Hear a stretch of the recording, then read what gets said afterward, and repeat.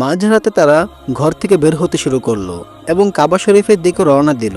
তাদের সঙ্গে ছিলেন আল্লাহর প্রিয় নবী মুহাম্মদ রাসূলুল্লাহ সাল্লাল্লাহু আলাইহি ওয়াসাল্লামের চাচা আবু তালেব। যাত্রার প্রস্তুতি নিতে গিয়ে আবু তালেবকে দেখে ছোট্ট মুহাম্মদ সাল্লাল্লাহু আলাইহি ওয়াসাল্লাম কাছে এসে কোমল স্বরে জিজ্ঞেস করলেন, চাচা যান, আপনি কোথায় যাচ্ছেন? আবু তালেব থেমে ভাতিজার দিকে তাকিয়ে উত্তর দিলেন, হে আমার ভাতিজা, তুমি কি জানো না, মক্কা শুকিয়ে গেছে, বৃষ্টি নাই, পানির অভাবে সবাই দুশ্চিন্তায় পড়ে গেছে। তাই আমরা শপথ করেছি কাবার দেয়াল ধরে দোয়া করব যতক্ষণ না বৃষ্টি না আসে। এই কথা শুনে শিশু মুহাম্মদ সাল্লাল্লাহু আলাইহি ওয়াসাল্লাম নরম ভাবে বললেন, চাচা যান, আমাকেও সঙ্গে নিয়ে চলুন।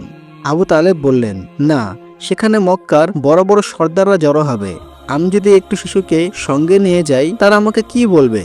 ছোট্ট মুহাম্মদ সাল্লাল্লাহু আলাইহি ওয়াসাল্লাম আবারও অনুরোধ করলেন। ভাতিজার প্রতি গভীর ভালোবাসা ছিল আবু তালেবের। অবশেষে তিনি রাজি হয়ে বললেন, ঠিক আছে, এসো আমার সঙ্গে। অতঃপর আবু তালেব ভাতিজার ছোট্ট হাত ধরে একসাথে কাবা শরীফের উদ্দেশ্যে রওনা দিলেন।